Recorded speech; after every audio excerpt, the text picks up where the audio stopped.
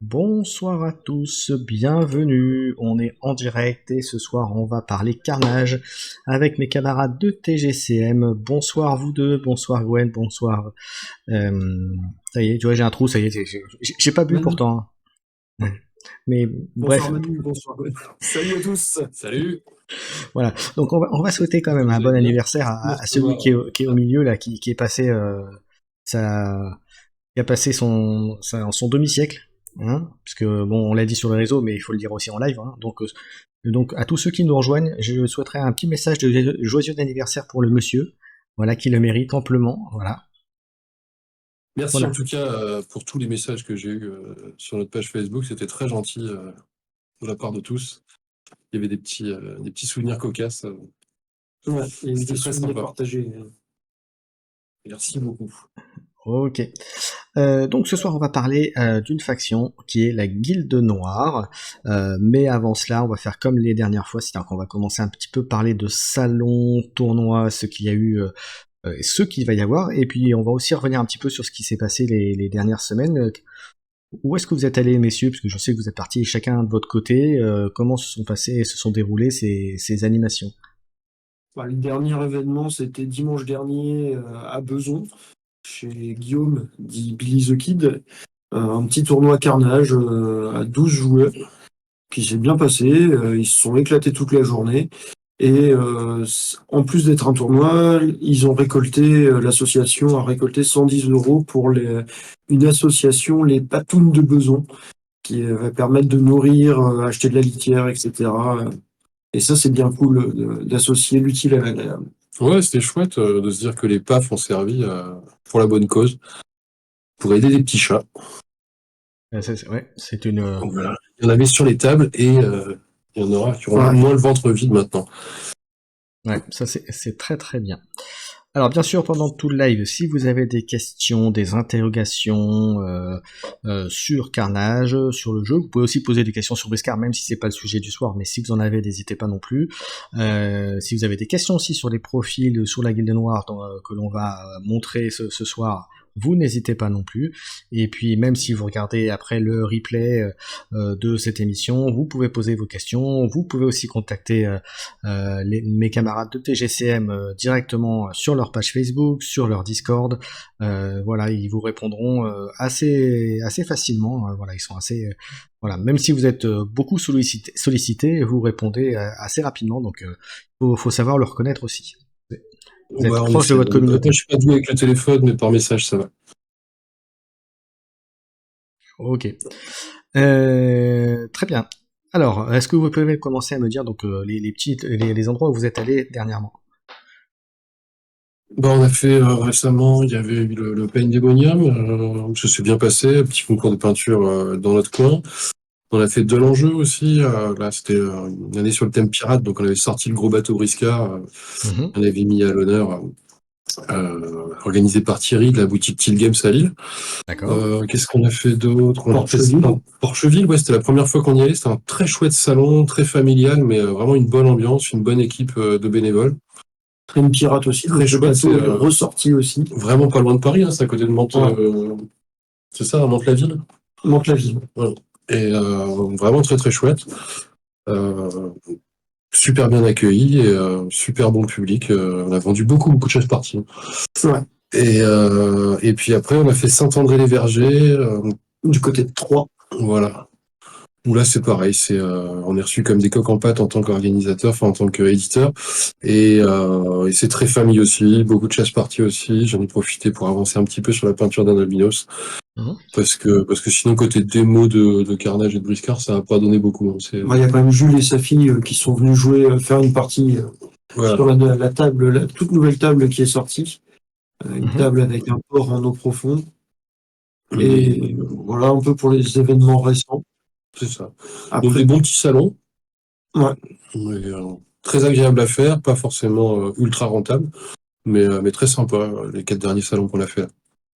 Après, D'accord. dans les événements à venir, il y a l'Aile et Rose le 6-7 juillet Oui, en région parisienne. et j'y serai, donc on vous y attend nombreux. Voilà. Donc ça, Manu sera là-bas. Il va peut-être galérer à traverser le périph. Et moi, je, C'est tout ça, ouais. et moi, je serai Ça. aux 30 heures du jeu organisé par Angel, du côté de Beaune. Alors, j'ai plus le nom de la ville exacte. C'est un petit patelin à côté de Beaune. Il faut aller voir sur notre agenda pour avoir l'adresse. Je vais trouver ça tout de suite, très vite. Salut Xewamak. Comment tu le prononces bien, son pseudo? Ouais, J'hésitais à comment le dire. J'essaye. J'essaye.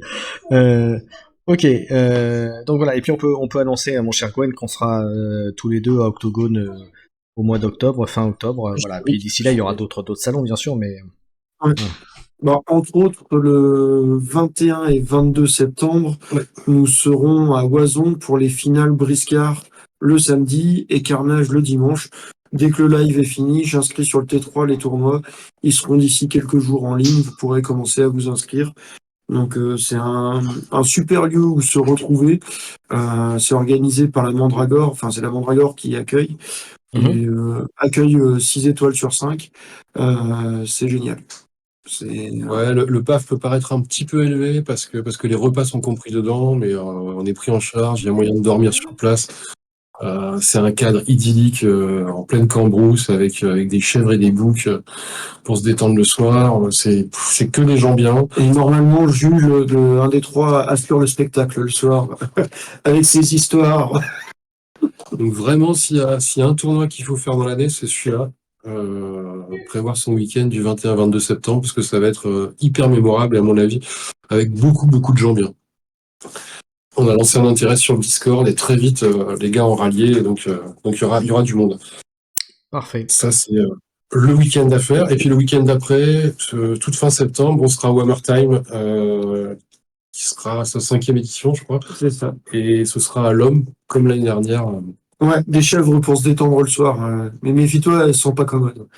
Sauf une, enfin, c'est pas une chèvre d'ailleurs, c'est Bébert, le muton, un sologno.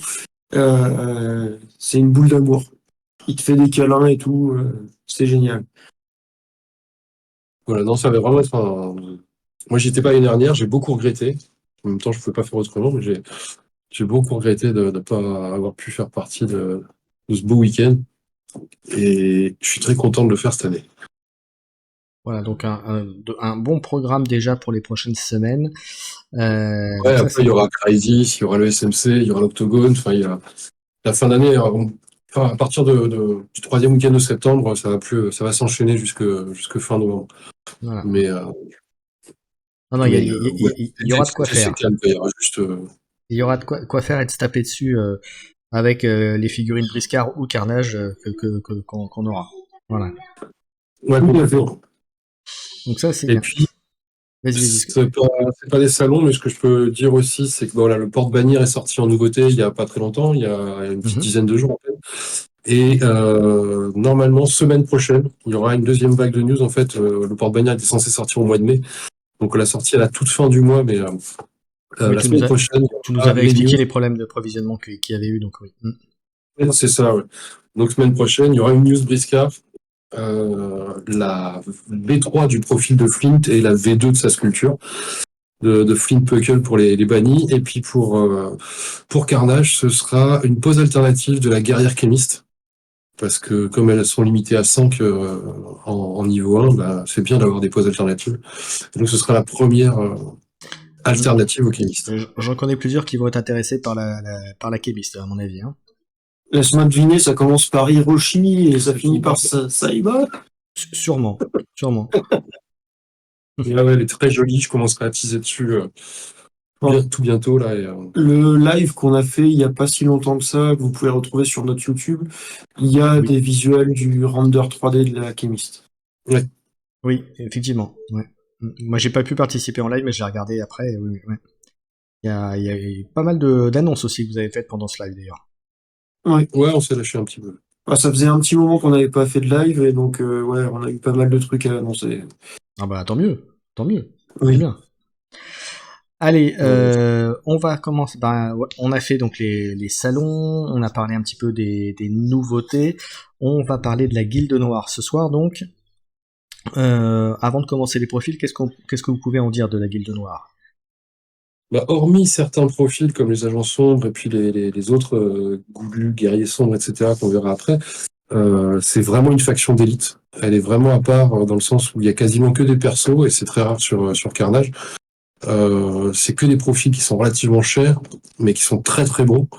Donc c'est à la fois facile de jouer avec des gars comme Matisse, Gaker, etc. parce que ça déboîte tout, mais c'est compliqué parce que dès qu'on en perd un, on paye tout de suite très cher. Donc c'est une faction d'élite. Après, c'est une faction qui est très très cool parce qu'on joue de tous les animaux qui existent Ouais. à Carnage. Et donc ça permet, en plus avec des vêtements très particuliers, qu'on ne retrouve pas dans les autres factions. Donc visuellement aussi c'est assez sympa. Ouais, il y a un cara design. Esthétiquement, c'est une faction qui plaît beaucoup dès sa sortie. Hein, au mois de novembre 2019, on avait sorti le starter et ça avait fait un carton dès le départ. C'est l'une des factions les plus vendues sur Carnage de loin.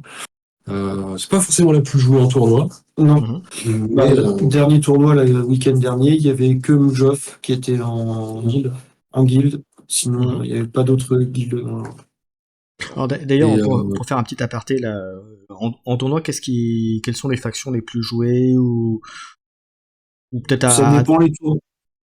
Ça dépend les tournois. ça dépend où, ouais. Ça dépend où. Là, ce qui était pas mal joué sur le dernier tournoi, il y avait 3 Tembo, 3 Fang, et il devait y avoir un affranchi, un Goon, 2 Karn et une guilde noire. Si je ne dis pas de bêtises. Mais Même si tu dis après, pas d'un besoin, tournoi à c'est l'autre, bizarre ça reste qu'on très voit ouvert, autant de toute façon. Parce que... Oui. C'est bizarre qu'on voit autant de. C'est rare qu'on voit autant de Tembo. Bah, c'est la faction qui plaît un peu en ce moment quand même, les C'est ça, Tembo. ça va en poupe.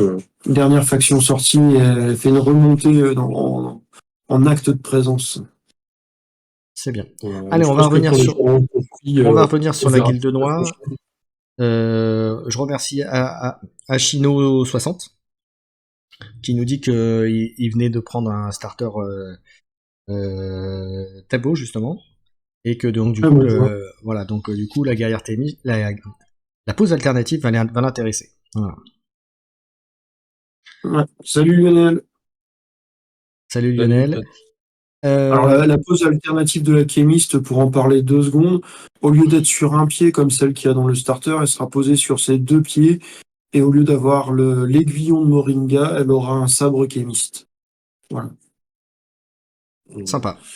C'est une belle fixe. C'est possible de facilement la convertir pour en faire une archère aussi si on a envie. Avec le set d'armes à 2 mains, c'est assez facile. Ok. Messieurs, on commence par quoi? Par les profils sombres ou par les profils qui sont... Comme tu le sens, on peut faire effectivement les profils à bas coût, on va dire, les profils sombres, et puis ensuite enchaîner sur les persos, ou l'inverse, c'est comme tu préfères. Ok.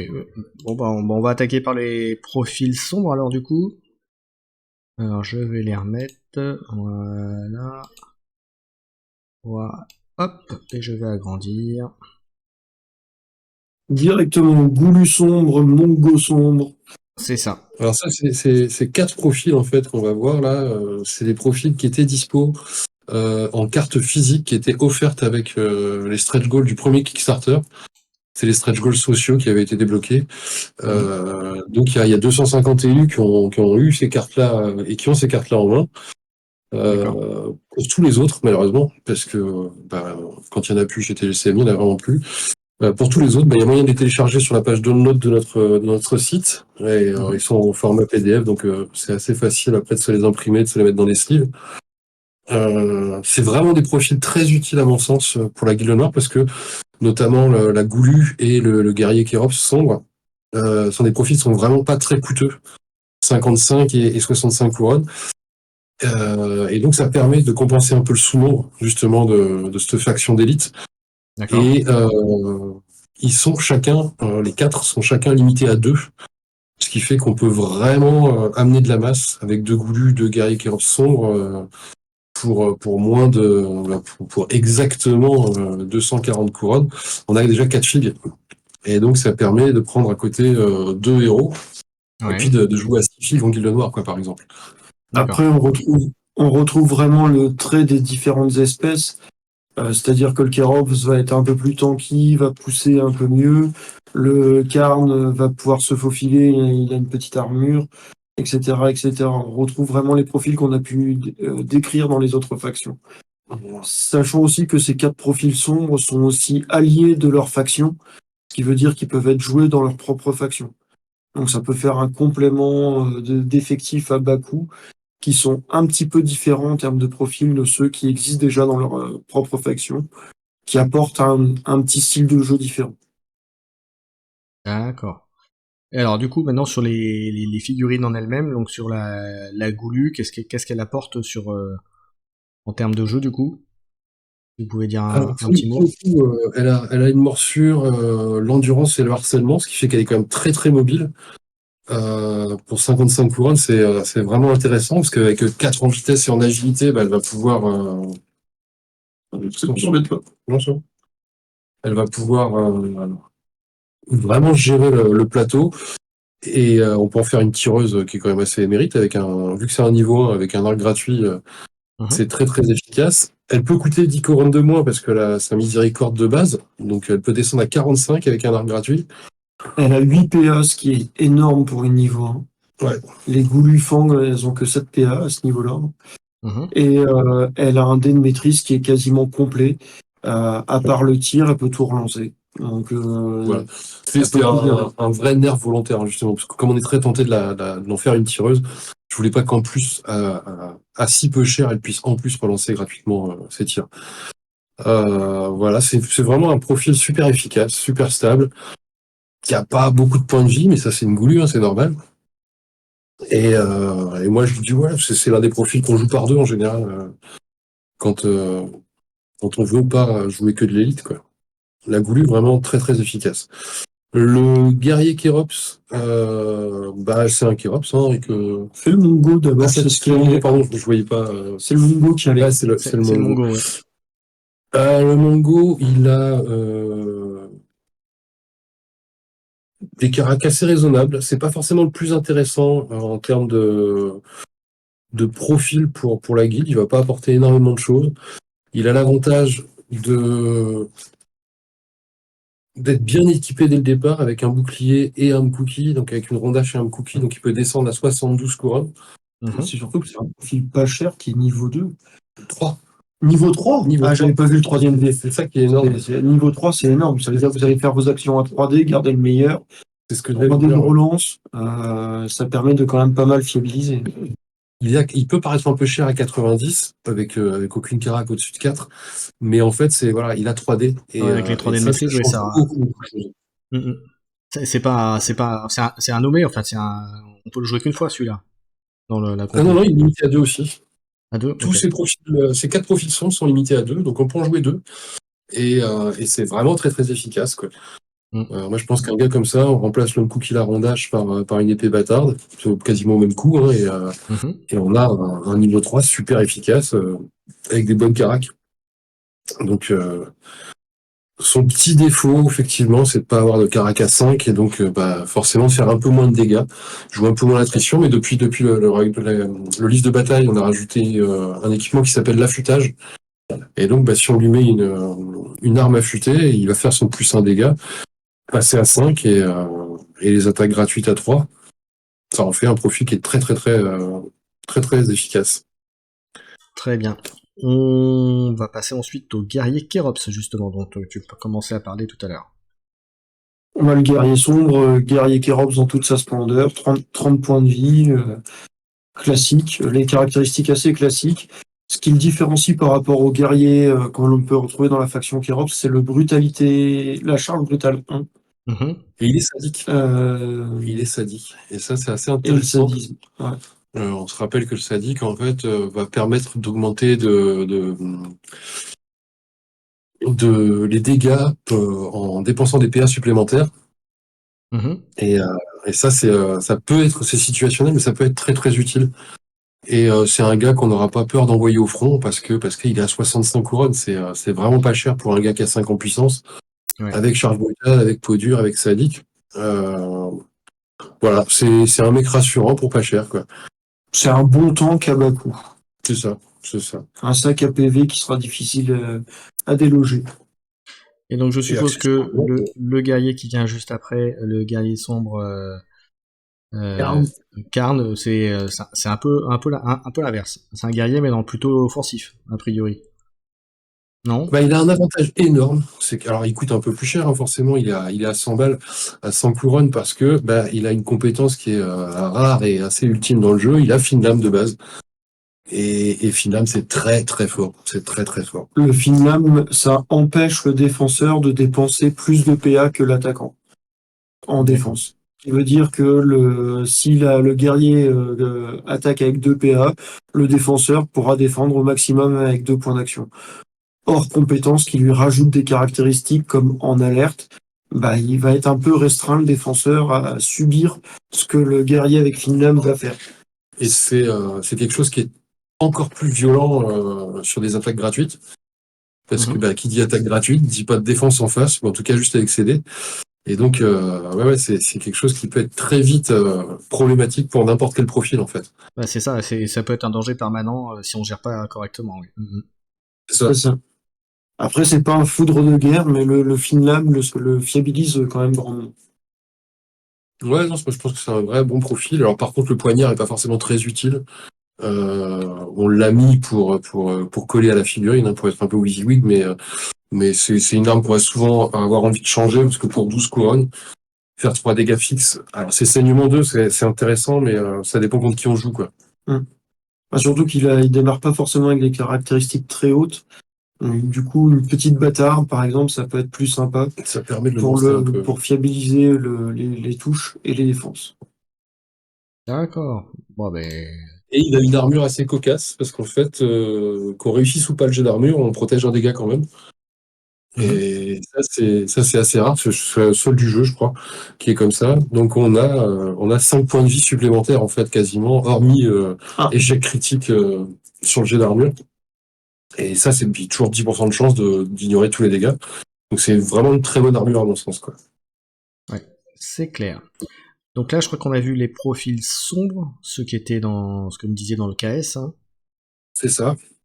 Hop. Et on va passer aux profils plus classiques, on va dire, qui sont accessibles et disponibles sur votre site, sur le site de TGCM. Alors, je vais juste décaler un petit peu pour qu'on voit Manu quand même un petit peu. Hop, voilà. directement la camériste. Exactement. Forcément, c'est la carte que j'ai vue dans le classeur. Voilà. Parce que je l'ai utilisée.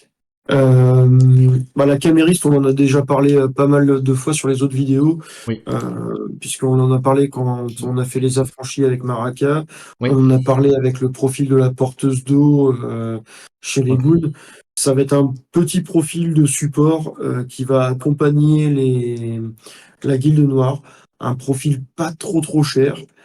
Bah, c'est 50 couronnes, donc c'est toujours C'est intéressant, ça. parce que Oui. comme la Goku et le guerrier Kérops, c'est quelque chose qui va nous amener du nombre.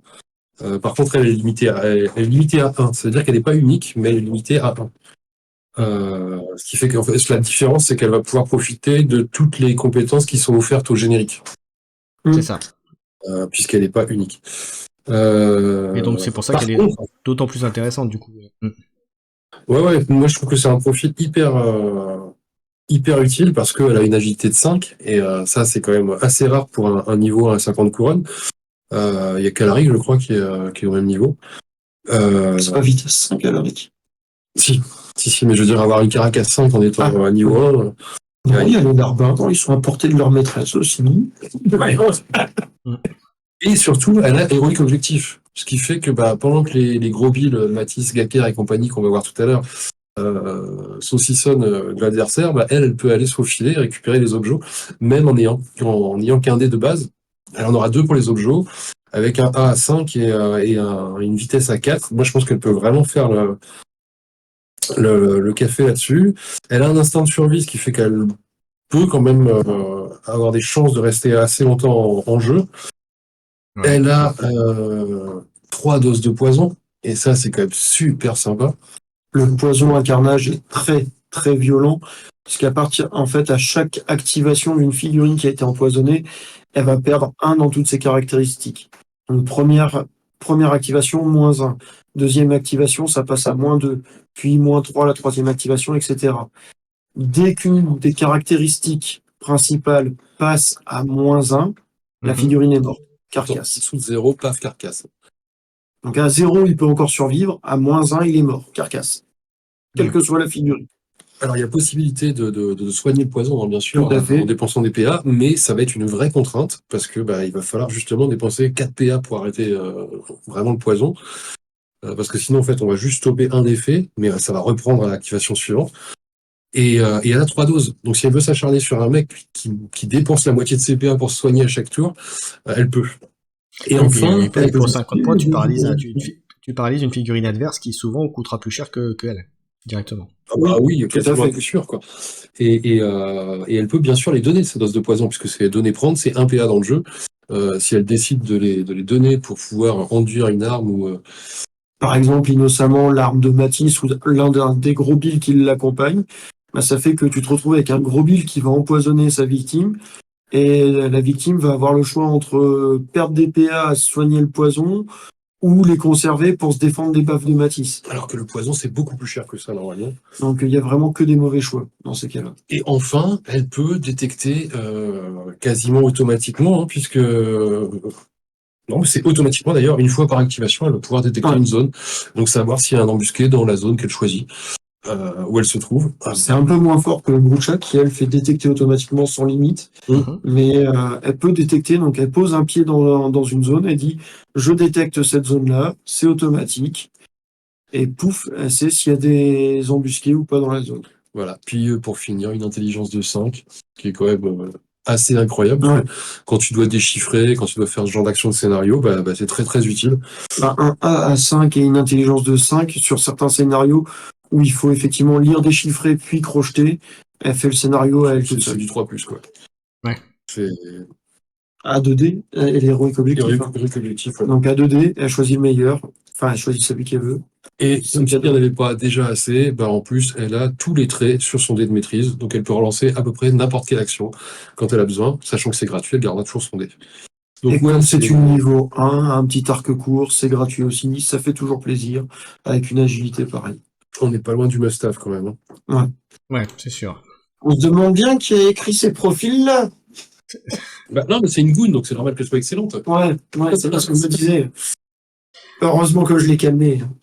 Allez, on enchaîne ensuite avec un gros ton. Barbatos. Ah bon, tu veux Barbatos? Barbatos, Oui, d'accord. Ouais. Hop. Je les ai pris dans Donc, l'ordre où ils arrivent. Il nous restera les agents sombres en générique à voir. Mais on peut s'enchaîner. Le seul magot de la faction pour l'instant, qui est très drôle à jouer parce que c'est un franc de base. Non, ce qui est excellent, c'est son sort qui permet d'échanger de place. Et ça, qu'est-ce que ça peut faire comme blague? Tu l'envoies en première ligne, le Barbatos, l'adversaire va être tout content, il va dire « Ah, je vais me faire un match tout tranquillement ». Puis au dernier moment, tu switches avec un Matisse ou un autre gros ton, et là, il rigole plus. C'est étrange. Ouais, c'est fun à faire. Et puis surtout, ça le protège lui parce que c'est quand même une chips, hein, c'est un fang magicien, c'est pas non plus un super tank. Mais donc ça peut le protéger lui, et en retour, ça peut amener un gars très bourrin, plein de PA, dans les lignes adverses assez facilement. Donc c'est vraiment un sort qui est atypique. Et après, en version ultimate du sort, on peut échanger sa place avec un ennemi.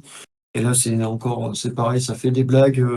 Tu t'échanges ta place avec un petit archer ou dans les factions où il y a des porteuses d'eau et autres personnages de support qui restent à l'arrière, t'échanges de place.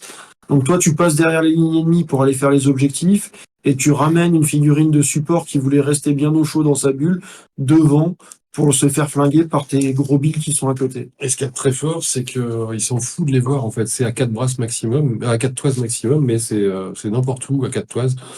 Et c'est valable que lui ou la cible soit engagée au corps à corps. Donc c'est vraiment un truc qu'il fait quand il a besoin. Et ouais, ça peut déstabiliser à fond. Après, c'est un bon profil niveau 3. Hein. Ça peut foutre en l'air les stratégies de bataille de l'équipe adverse. Ah oui, complètement. C'est vraiment le but. Oui. Tu vas choper sur des listes qui ont besoin de synergie et qui ont besoin de leur bulle, comme les goons. où effectivement les chamans, les artisanes, les trucs comme ça qui vont rester au milieu, les kérops avec les porte-bannières, les forgerons qui vont rester un petit peu en retrait, les fangs qui vont faire un mur de licans et qui vont garder leurs demoiselles derrière, les carnes qui vont avoir l'archer qui va traîner un petit peu derrière, etc. Les kémistes qui vont se planquer derrière les Tembo, bah t'échanges la place. Enfin, t'échanges la place avec n'importe qui et tu flingues. Enfin, c'est imprévisible en fait. C'est vraiment très très pénible en fait. Ouais. Et à côté de ça, bah, c'est un niveau 3, hein, donc niveau c'est 120 courants, je crois. Hein. Mais Ouais, après, c'est ça, 120 couronnes. après, j'ai envie de vous dire, c'est typique de la Guilde Noire, justement, de surprendre et puis d'avoir des tactiques un peu inhabituelles. Ah oui, C'est tout à fait. c'est ça. Et il maîtrise l'ostéomancie avec une intelligence de 5, et donc il peut aller chercher les sorts Fang. Et ça, c'est quand même pas mal, parce qu'il y a quand même pas mal de sorts qui sont assez vilains hein, chez les Fang. Oui. Alors attention, cependant, ce n'est pas un Fang. Donc les sorts qui affectent une Fang, bah ça marchera pas sur la Guilde Noire puisque ce sont pas des Fang. Tout comme l'amulette du culte. Il n'y a pas d'amulette du culte Guilde Noire, donc ça ne peut pas aider à lancer les sorts. Si, admettons, Mathis paye une amulette du culte et qu'on dit ostéomancie, bah, ça va le rendre hermétique ostéomancie, parce que il y a pas de, c'est affilié à une faction et pas à un domaine. Donc il y a une petite contrainte quand même, hein, ça reste un magicien humble, parce que avec une intelligence de 5, c'est pas un foudre de guerre. Ça reste correct. Quand même. Il pourra pas lancer tous les sorts, mais il y a des sorts très sympas à aller chercher, comme armure d'os ou ce genre de choses pour renforcer tes personnages. C'est à ça que je pensais. Quoi. Et puis c'est quand même un magicien qui a embuscade. Ouais, et ça c'est drôle. En fait, quand on a un magot qu'on veut protéger, bah, il suffit de pas le révéler tout de suite. Donc c'est assez bourrin. Il a harcèlement. Pour moi, c'est anecdotique parce que c'est pas un mec qui est là pour se battre. Hein, donc, Alors le harcèlement, c'est le trait des fangs qui permet de frapper et de fuir dans le même, lors d'une même attaque. Ça rajoute un effet de V à une attaque. Mais effectivement, voilà, c'est quelque chose. Après, sur un malentendu, il se fait attaquer, et, bah, il attaque et il s'en va. Tout à fait. C'est ça. Tout à fait. C'est même énervant en fait. Il te met un petit coup de couteau, il se barre, puis après il change de place. Enfin, c'est vraiment l'électron libre qui va pouvoir faire ce qu'il a envie. Parce qu'en plus, en arrivant en embuscade, il fait vraiment ce qu'il veut. Alors, comme tu as commencé avec la bande Amatis, il faut quand même signaler que Barbatos fait partie de la bande Amatis et que, en fonction du nombre de figurines de la bande Amatis que tu vas jouer, il va récupérer en plus une règle spéciale. Et si tu joues deux membres de la bande Amatis, ils peuvent être apatrides et aller jouer n'importe où. Donc ça veut dire que typiquement Barbatos plus ou Matisse ou Gekker ou Souk ou Kaito peuvent aller rejoindre n'importe quelle faction. Donc la blague du je me TP, etc. peut être utilisée quasiment chez n'importe qui. Alors c'est des ajouts qui coûtent cher, hein, parce que tu t'en sortiras au minimum pour 230 couronnes, quelle que soit la combo de deux frères d'armes que tu veux jouer. Mais effectivement, ça change complètement le gameplay de n'importe quelle faction. Et ça, vous l'avez vu en tournoi, justement, jouer le Barbatos, ou pas du tout? Alors la bande Amatis, de manière générale, c'est rare de la voir complète. On peut en voir des membres.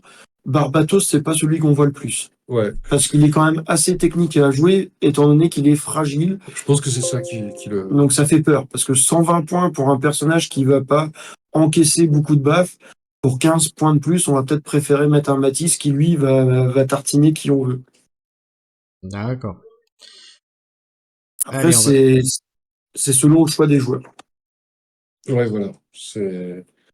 Allez, mais ça reste un très bon profil qui vaut son prix, hein, sans souci. Parce qu'il a endurance en plus, donc il va pouvoir se déplacer assez facilement. Le voleur de la guilde, l'un des meilleurs profils, un de ceux que je préfère. Limitation 2, on peut en mettre 2.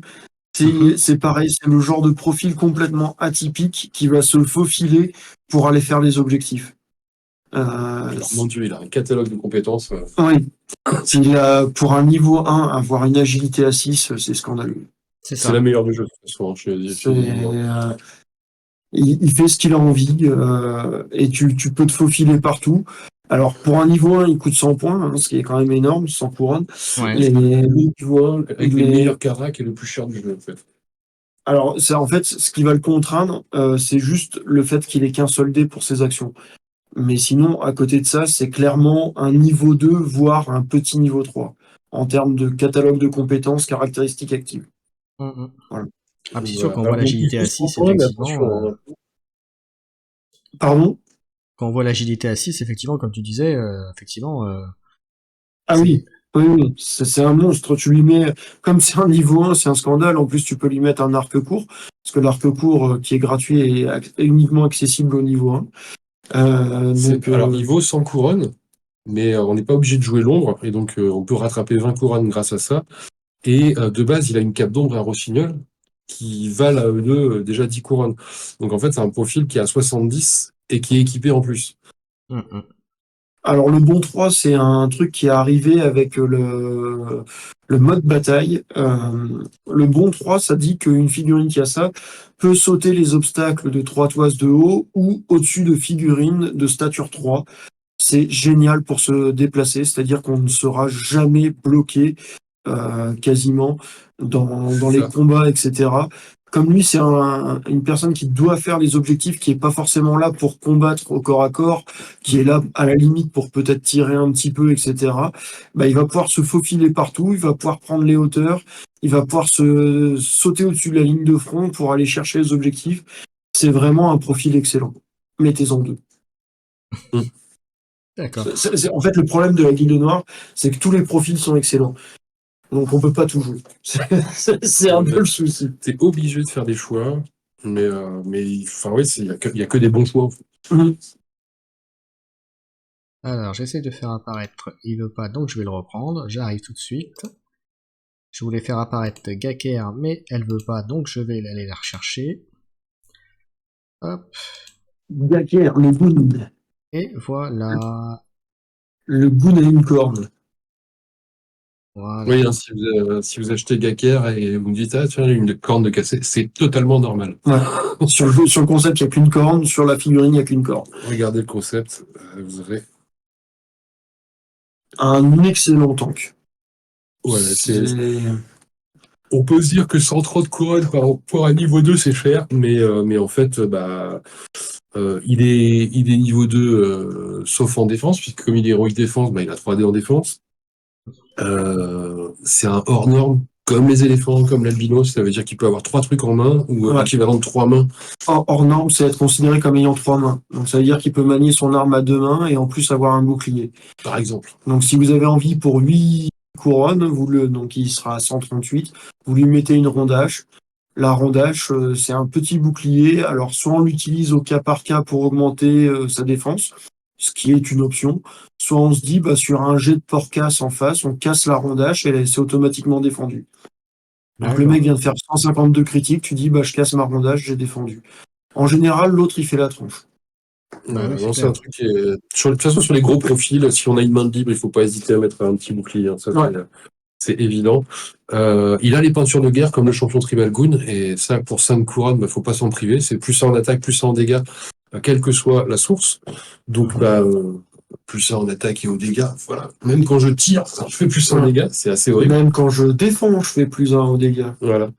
Et c'est valable même sur les attaques gratuites. Donc, ça fait tout de suite des grosses attaques gratuites, puisque ça va faire des attaques de base à 4 dégâts. Imaginons qu'on affûte son arme, il passe à 7 dégâts de base. Ça commence à causer. Ça commence à faire Alors, mal. dans ces cas-là, on a peut-être tendance à pas vouloir le jouer défensif, mais un peu plus agressif. Un conseil que je donne pour l'avoir vu jouer plusieurs fois, le Gaker, il y a beaucoup de gens qui le jouent en mode agressif et qui ne gardent rien pour défendre et ils se disent « Ah bah il est nul, il défend rien ». À Carnage, quand on n'a plus de points d'action, c'est punitif. C'est-à-dire qu'on va avoir énormément, voire quasiment l'impossibilité de défendre. Donc le Gaker, si vous voulez l'exploiter au mieux et que vous voulez quand même attaquer avec, ne dépensez pas plus de la moitié de vos PA en attaque pour garder le reste pour défendre et pouvoir remettre des grosses quiches en défense. Surtout qu'en plus, il a, quand ils ont leurs compétences de frères d'armes, c'est-à-dire qu'ils sont au moins 2 dans la bande, Oui.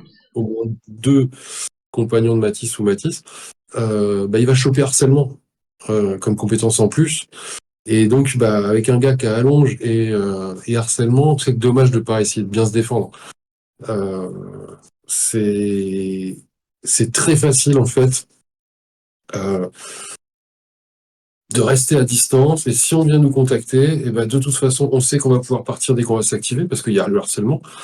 Et donc, normalement, on n'a que ça à faire. C'est-à-dire, on met une quiche, on se casse et on attend.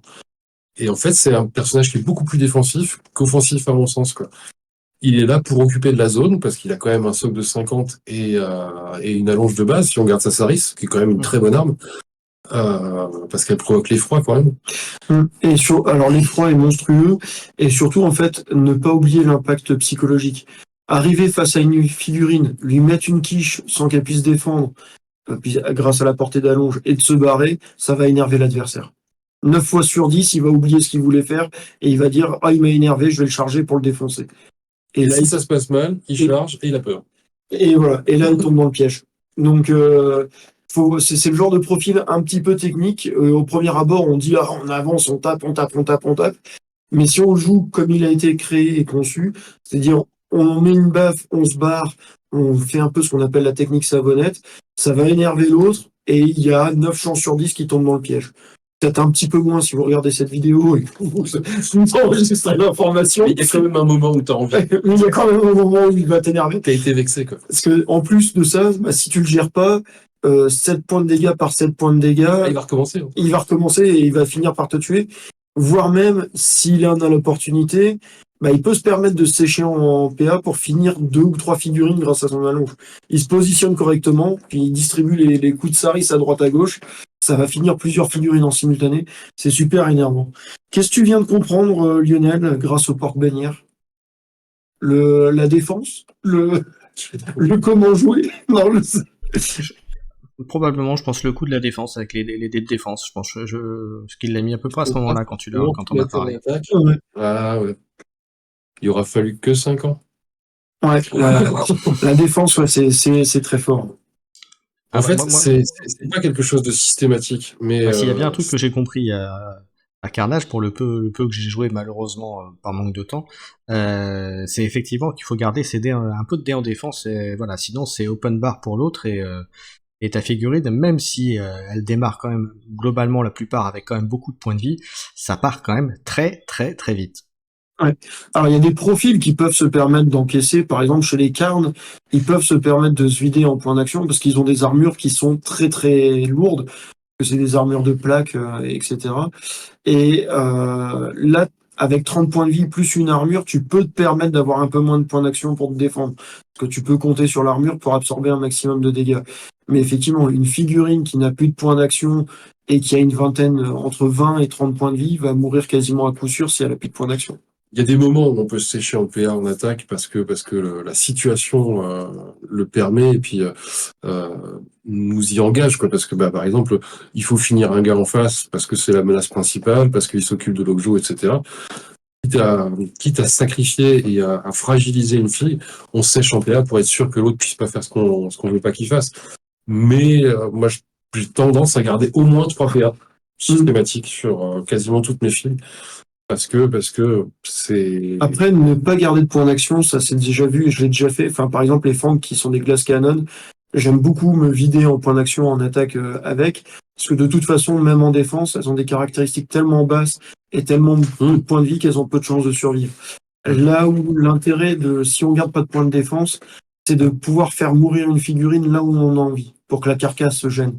Je l'ai encore vu ce week-end au tournoi, des licans qui étaient dans un passage, ils ont niaqué à droite à gauche, ils ont quasiment tué 2 figurines avec 2 licans au niveau 2, et après ils sont morts, mais ils sont morts dans le passage, à côté d'un objectif, qui fait que l'adversaire a dû dégager les carcasses pour pouvoir accéder à son objectif. Sinon, il passait pas. Donc après, ça peut être un bon moyen aussi de ralentir l'adversaire. Ouais, de ralentir l'adversaire, c'est de choisir où va mourir ta figurine. Ouais. Et donc de se vider en point d'action pour être sûr qu'elle meurt là où il y a Lionel qui te dit contre la bande à Matisse, c'est toujours Gaker le dernier debout car je l'ignore le plus possible. Oui, alors ça c'est l'une des solutions, les personnages défensifs comme ça, le paladin c'est la même situation, c'est-à-dire qu'en général la première figurine qui va arriver pour lui faire se vider en point d'action et si possible en dé de maîtrise, elle va prendre toutes les baffes en retour, donc elle a 9 chances sur 10 d'être soit morte, soit très mal en point. Mais normalement, ça ouvre la voie à une deuxième, voire une troisième figurine sur un tank qui n'a plus de point d'action pour se défendre, pour le défoncer. Donc l'une des solutions, effectivement, c'est soit y aller à plusieurs figurines, quitte à en sacrifier une, soit au possible l'ignorer en lui donnant à manger le temps qu'il s'occupe d'une figurine dans un coin. Mais le truc, c'est qu'il n'est pas facile à ignorer, lui. Mais ouais, Il prend de la place. avec un socle de 50, un bon mouvement in allonge, c'est un peu compliqué à ignorer. Et puis, Et on va l'air de rien, si on le laisse faire, il gère très bien les objectifs aussi, parce qu'avec des caracs à 4-5 partout, il n'est pas mauvais.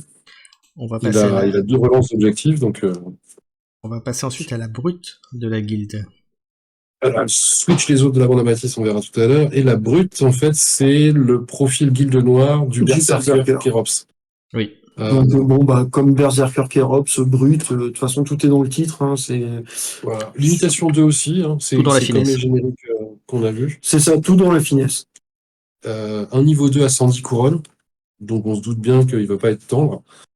Un 5 APV, un Kerops dans toute sa splendeur. Il peut faire très mal en one shot parce que brutalité 1, sadique, exécuteur et repoussement. Si tu mets tout dans la même attaque, ça peut faire beaucoup de dégâts d'un coup.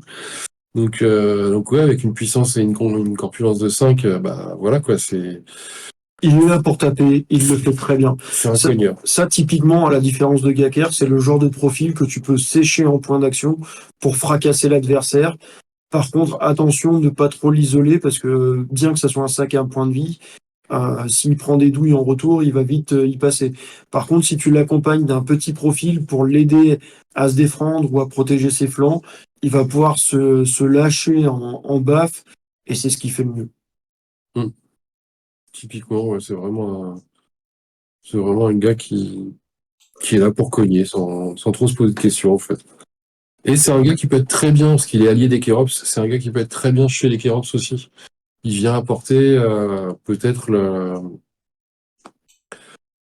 la puissance à pas trop cher qu'ont pas forcément les guerriers de base, quoi. C'est un peu plus cher qu'un guerrier niveau 2, mais c'est un petit peu plus compétent et surtout ça a exécuteur Et sadique. et brutalité 1 et sadique. Et donc ça peut faire beaucoup plus mal qu'un guerrier niveau 2, quoi. C'est vrai. On va passer ensuite à Keto. C'est l'un des deux frères Kerops de la bande à Matisse. Profil très intéressant, pas très cher, assez efficace. Attention, cependant, reste assez fragile en fait. Pour l'avoir vu pas mal jouer, il a tendance à mourir assez vite. Alors je sais pas si c'est parce que les gens le jettent dans la bataille en pensant que comme c'est un Kerops, il va tout tanker. Mais c'est un profil peut-être un peu plus subtil qu'il n'y paraît à jouer. Ouais, il est maître défense, donc c'est assez rassurant, mais au final, il a pas d'armure. Il a un +3 en défense si on conserve son arme. Donc en fait c'est deux jumeaux, celui qui est Kaito, et Kaito c'est plus la version défensive et Suk plus la version offensive. Mais Je précise que de toutes les figurines, tous les profils qu'on montre, vous les avez sur le site de TGCM, vous les avez en vraie figurine. Voilà, pour que vous puissiez après ce que ça donne en figurine montée. Et, voilà, pour vous dire, parce que là vous l'avez les images, mais je ne montre pas les figurines telles qu'elles sont, on va dire en réel, si on peut dire ça comme ça. Oui. Après, les concepts les figurines sont très fidèles au concept. Absolument, Donc, ça je confirme, mais bon, je précise quand même pour que les gens. Voilà. oui, tout à fait. Merci. Voilà. Donc, Suke et Kaito, deux profils. On aura tendance à jouer les deux dans la même bande parce qu'ils s'apportent des bonus entre eux ouais, en fonction de qui meurt en premier, etc. Comme disait Manu, Kaito plus défensif, Suk que tu vas montrer, je pense, un peu plus tard, et un peu plus offensif. Je vais le montrer tout C'est de des suite. profils de cogneurs. Ça reste du Kerops, ça reste avec des caractéristiques de Kerops. Alors, leur petit bémol, moi je trouve, c'est leur socle de 60 mm. Pourquoi? Parce qu'ils passeront pas partout. Ça peut être un petit peu gênant. Ils seront un petit peu moins agiles que le reste de la bande. Ça risque de les bloquer. Et c'est un peu plus facile de les bloquer dans un coin. voilà. Mais en même temps, ça augmente un peu leur aura et leur zone d'influence en fait. Donc peut être un atout. C'est plus souvent un inconvénient, mais ça peut être un atout. Après, moi, ce que j'ai remarqué, c'est que les deux frères, ils sont quand même bien complémentaires dans leurs actions. Oui, tout à fait. Ils ont deux profils quand même qui sont sensiblement différents, à la fois identiques, mais ils ont des capacités chacun qui les différencient bien et qui leur donnent un intérêt à chacun de les jouer justement en complément de l'un de l'autre. Hum. Bah, et en plus, comme ça reste des Kerops, si on n'a pas envie d'aller jouer des profils génériques et qu'on veut rester dans du profil nommé, dans la bande Amatis, ils vont apporter leur capacité de Kerops de jouer à pousser les figurines adverses pour faire un passage. Ouais, il y a ça. Puis l'intérêt, c'est qu'ils chopent quand même des compétences qui sont, quand ils sont frères d'armes, ils chopent des compétences qui sont vraiment intéressantes. Kaito, c'est héroïque défense, donc il se rajoute un dé en défense. Souk, c'est héroïque attaque, il se rajoute un dé en attaque. Et typiquement, quand Matisse est leader du fer de lance, en fait, tous les frères d'armes chopent les compétences actives de tous les frères d'armes. Donc si on joue Matisse, Souk et Kaito, bah, on a 3 fils qui sont héroïque défense et attaque. Mhm. Et ouais, ça commence à piquer, quoi. Parce que ça vient surbooster un Matisse qui est déjà très fort. Et un Matisse qui fait tout à 4D, c'est pénible, c'est pénible. Donc ouais, les deux frangins sont vraiment très utiles. Et moi, j'ai tendance à préférer les jouer comme ça, quoi. Vraiment, je pense, les deux gars qu'on rajoute à Matisse pour faire une bande impossible à gérer, quoi. Enfin, super chiante. Et généralement, d'ailleurs, ce qu'on voit. Ouais. Le Gaker et Barbatos, on les voit beaucoup moins que les deux frères et Matisse. Et donc, bah, en plus, on peut se permettre. Enfin, Salut Hiroshi. Salut Hiroshi. Salut, Hiroshi. On est à 150, 220, on est à 370 quand on joue B3. On peut se permettre de ramener deux autres guerriers sombres, ou alors Salut, Hiroshi. deux goulus, ou une camériste et une goulue. Enfin, on peut ramener encore 2 fils derrière. Et ça devient vraiment un fer de lance très pénible à gérer, quoi. On a parlé des frangins, on a parlé du magicien tout à l'heure. Ben maintenant, on va parler de Matisse, hein, le chef de file, on va dire. Si on peut dire ça comme ça. Le chef, Profil, des bourrins. le chef des bourrins, c'est un profil à 150. Hein. On se pose pas la question. Son arme, faut lui payer. C'est l'une des armes les moins chères et les plus efficaces du jeu. C'est une épée bâtarde avec des bonus. C'est le coup d'une épée bâtarde, mais qui a été enchantée, quoi. C'est ça. C'est une épée bâtarde plus. Voilà. C'est un monstre. Il fait tout. C'est un bretteur hors norme. Il va vous défoncer comme pas permis avec ses attaques, etc. Il a des compétences. Bretteur, ça va forcer à relancer des jets de dés. Fine lame, il va empêcher le défenseur d'en utiliser trop. Il a une armure qui lui permet d'absorber un maximum de dégâts. C'est autorité, parce qu'on sait jamais, hein, des fois il faudrait un petit peu rassurer tout le monde. Convaincre, négocier, parce qu'il y a certains scénarios où il faut convaincre, négocier pour chouraver le trésor que l'autre Il est maître convaincre, négocier, hein, tout comme Kaito était maître défense. Rappelle, maître X, ça fait qu'on peut relancer tout ou partie d'un jet de cette action X une fois par activation. Donc, en gros, il ne rate jamais de négociation. C'est ça, enfin, c'est l'alpha et l'oméga. Alors, en rapport qualité-prix, c'est l'un des meilleurs rapports qualité-prix du jeu. Mais c'est normal parce que c'est l'icône, c'est un peu le chef de file de la Guilde Noire. Alors, c'est pas le vrai chef de la Guilde Noire. Voilà, mais c'est pas Sylphar, mais c'est vraiment. C'est celui qu'on voit le plus. C'est au sens littéral, c'est vraiment le fer de lance de la Guilde Noire, en fait. C'est lui le meilleur combattant. Et donc, on a pris le contre-pied, en fait, des autres factions. Les autres factions, elles montent gentiment en puissance. On a démarré avec pas mal de génériques. Et puis, petit à petit, les persos commencent à sortir. Pour la Guilde Noire, c'était le contre-pied. C'est vraiment lui qui est sorti en premier, avec Gaker et Barbatos pour faire le starter. Et c'était vraiment l'inverse. On commence par les persos, et petit à petit, maintenant, les profils génériques arrivent. Mais oui, qui n'a jamais affronté Matisse Donc, en termes de jeu, c'est Matisse, il ira au contact assez vite. Alors oui et non. Attention cependant, bien que ça soit qu'il soit très très fort et qu'il ait énormément de compétences, etc. Ne l'isolez pas sur la table, parce que sinon il va mourir très très vite. Vincent, Dr. D, pour ceux qui connaissent, l'a beaucoup joué Matisse, et au début il le lançait, et généralement ils voyaient pas le tour 2. Pourquoi? Parce que lancé comme un missile, effectivement il va faire mal, effectivement il va faire peur, effectivement il va faire des choses, mais en face, s'il se prend 3, 4, 5 figurines sur le dos, il va finir par y passer. Le truc, c'est qu'à un moment, si Matisse est sec en PA, c'est le moment où il faut l'achever, quoi. Et ça fait partie des cas où moi, je me dis, tiens, à ce coup-ci, c'est pas grave si j'ai plus de PA à boire. Si j'arrive à massacrer cette pièce maîtresse-là, j'ai rempli mon rôle. Je peux mourir après, je peux finir en carcasse. Donc, Matisse, s'il est sec en PA, c'est le moment, il faut le décharner. Et quand tu te retrouves comme ça, l'une des meilleures façons au final de le jouer, c'est de le garder un petit peu en retrait pour aller appuyer là où ça va faire mal, ou là où ça va créer une brèche dans la ligne adverse. C'est pas forcément une première ligne pure et dure qui peut se permettre de tout encaisser. C'est plus un finisseur, perceur de ligne qui va exploiter une brèche à un moment. c'est ça, ouais. Alors effectivement, Ashino, c'est une figurine qui est magnifique. Peint en guilde noire, il est magnifique. Je le montrerai pas, mais il est là derrière dans la vitrine, peint sur un autre schéma de couleur. C'est très très sympa aussi. Et en tant que prince, il fera très très bien le Il a taf. juste une super présence, en fait. C'est une Ouais. fille qui a vraiment une allure, qui a une posture qui est vraiment... qui parle d'elle-même, en fait, qui explique ce qu'il est en train de faire. J'arrive froidement vers toi et tu vas y passer, quoi. C'est juste ça. Et C'est ça parce que son arme, c'est ombre glace, c'est ça? Ouais. Et oui, son arme en plus, enfin, c'est voilà, pourquoi ne pas la mettre, quoi. Le plus 3 en attaque, plus 3 en défense, ça c'est de base une épée bâtarde. Mais en plus, elle fait gelure. Voilà, Alors, pourquoi je l'avais lui, c'était parce que c'était un négociateur, je crois, le profil de négociateur. Voilà, ça, je me disais bien qu'il est quelque part. Ouais, Voilà, j'avais le négociateur ok. derrière. Ok. Enfin, le Et voilà. négociateur de la guilde. C'est un profil que j'aime beaucoup aussi. De toute façon, moi, j'aime pas forcément les profils de brut, hein.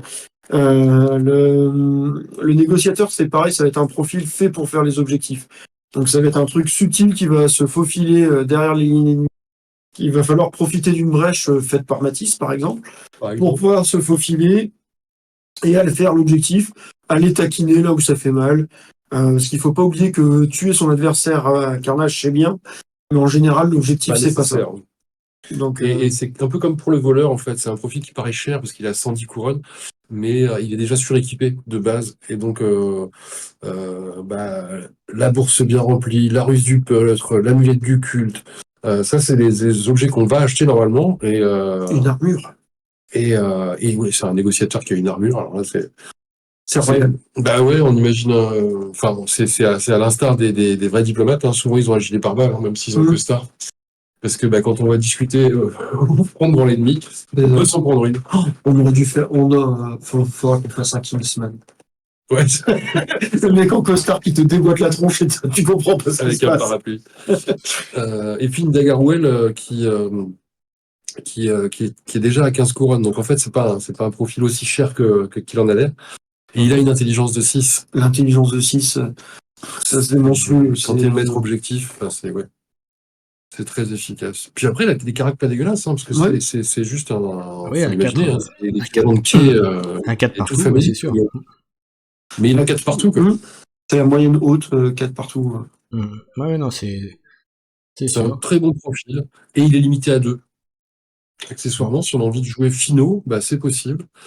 Et puis allié des carnes, voilà, quoi. C'est un mec qu'on a envie de jouer chez les carnes aussi, quoi. Oui, parce qu'on rappelle quand même que la Guilde Noire, les 3 quarts, ils peuvent se jouer dans leur faction d'origine. C'est ça, C'est ça, ouais, c'était vraiment une volonté, en fait. Tout ça représente vraiment leur philosophie d'infiltration permanente, en fait. Ils sont très souvent chez d'autres peuples, parce que c'est leur boulot, en fait.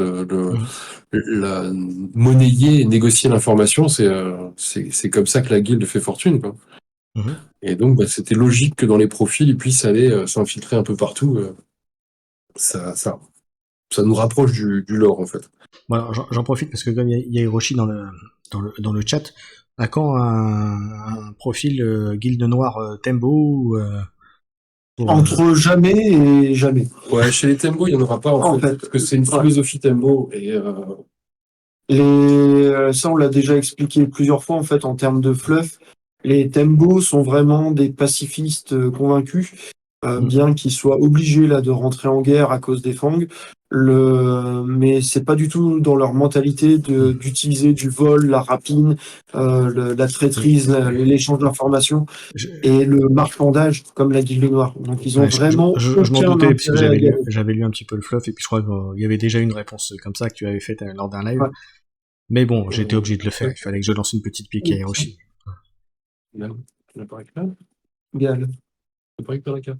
Et je Oui. crois qu'on a fait le tour des profils. On a pas vu les agences sombres, mais par contre, pour rassurer Hiroshi, il y a un jour, il y a un Tembo qui sera apatride. Ouais.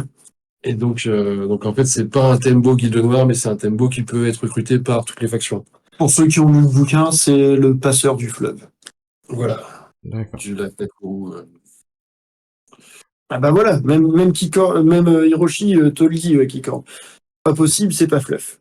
Ouais. C'est ça. On est honnête, nous, pas comme les fils de ton roi. Oui, parce que ils savent que je joue au Kerops, moi, donc forcément. Ça sent le défi pour l'Octomon, ça. Hein. Ouais. C'est ça. Ouais, Je vais te dire, je vais te faire une petite liste aux petits oignons. Je vais faire une liste à la Volone. Okodai, Tarsac, full équipé. Tu joues autre chose? Pas besoin. je vais le voir. Si, je retire une cervelière pour mettre une porteuse d'eau à chacun. Ça va faire- Très bien, messieurs, on arrive vers la fin du live. Si vous avez des questions sur la Guilde Noire, sur Carnage, n'hésitez pas. Je remets une dernière fois le lien vers le site de TGCM où vous pourrez retrouver, dès que j'aurai validé, hop, vous pourrez retrouver donc toutes les profils de figurines dont on vient de parler, les figurines elles-mêmes, et puis bien entendu, n'hésitez pas à les prendre et à les rajouter à vos armées respectives. En tout cas, on va vous mettre à Carnage, voilà, puisque c'est un super jeu. Voilà, je le dis, je le redis et je le redirai de nombreuses fois. Voilà, au même titre que Briscard, mais bon, je peux pas jouer à tout, mais voilà.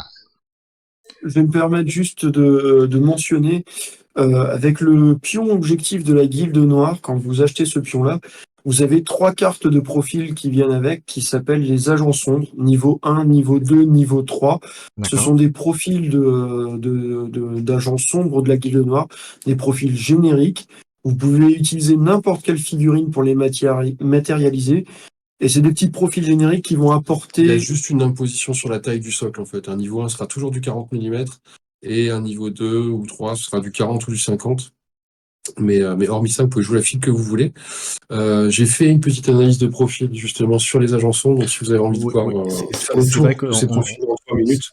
C'est vrai que j'en ai pas parlé la dernière fois, j'en avais parlé en début d'émission, mais effectivement, vous sortez très régulièrement des analyses de profil, d'un seul profil à chaque fois, que vous analysez en 5 minutes, je crois que c'est ça, 5-6 minutes, hein, pas plus. Hein.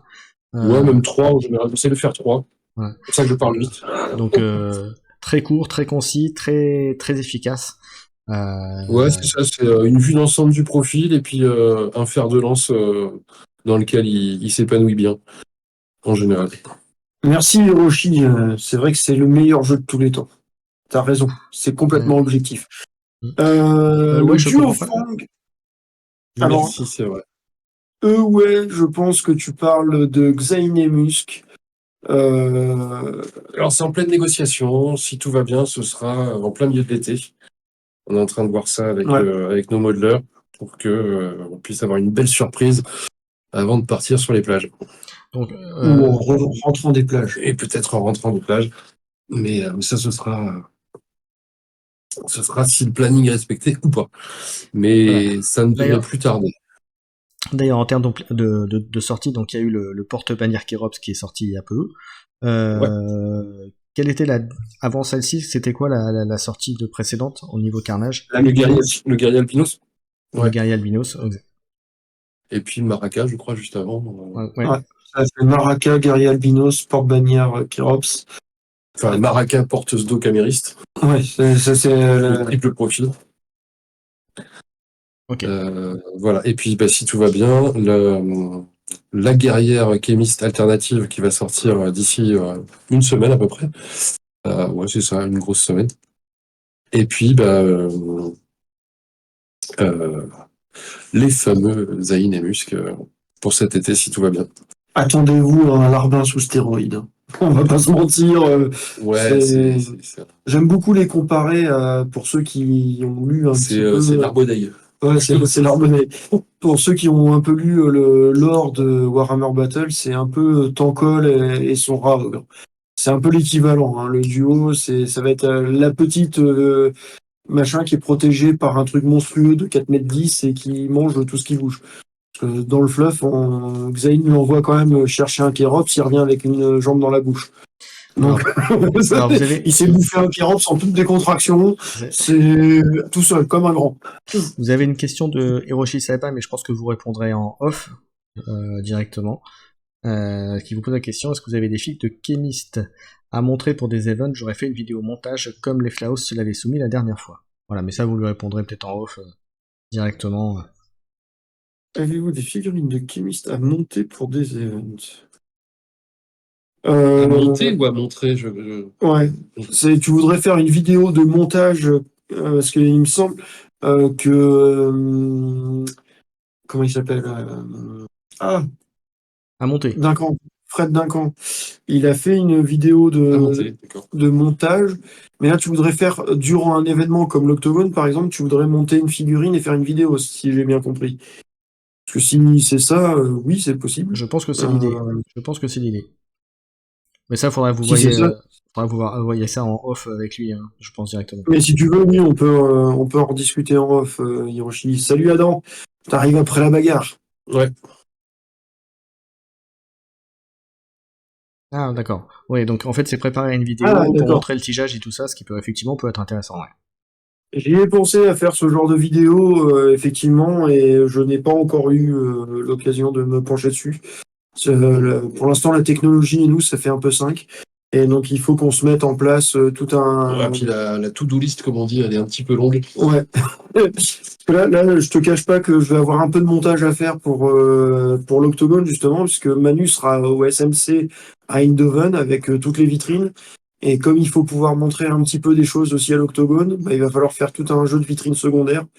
Donc, il y aura peut-être pas toutes les figurines, mais il va falloir en mettre quand On même a déjà quelques-unes. pas mal, on va regrouper un petit peu nos Ouais. collègues, et puis on a déjà pas mal, mais effectivement, il en manque.